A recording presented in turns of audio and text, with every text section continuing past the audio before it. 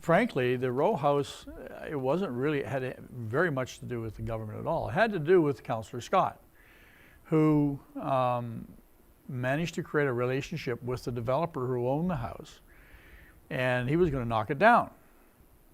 And he was going to build an apartment building, which he did. He actually built it, but he agreed because of all the Councillor Scott came to me and said, you know what, we have a chance to get this old house and save it. It's the house of our very first mayor, Rowe, and we should try and save it. And I said, no, well, you know, like, there's no money in the budget for that stuff. And she managed to talk developers into putting up the money. And so the house was picked up, and we needed a place, and there was a spot down there by the harbor, and we were able to make that available to put it there. And so it was picked up and it was moved, and the very first mayor of Whitby's house was saved as a result of it. Shirley Scott deserves all the credit there.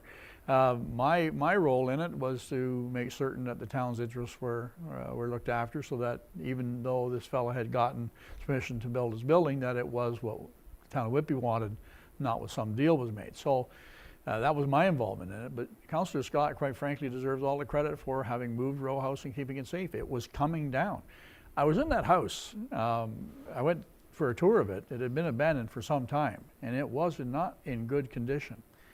But the structure was very sound, because they built in very substantial ways in those days.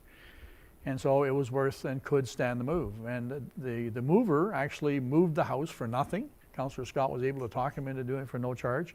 So essentially, she got the house there, she got it moved there for nothing, and she deserved the credit for it. I can't claim any credit other than to try to deal with all the municipal issues, because they're always, all of a sudden we're doing things different than we usually do.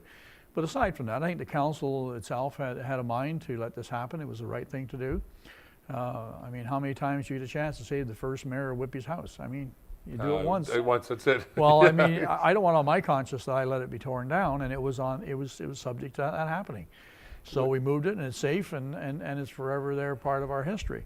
That's the story behind the row house. Some of the people who belong to the Historical Society had different points of view, and there was some controversy there.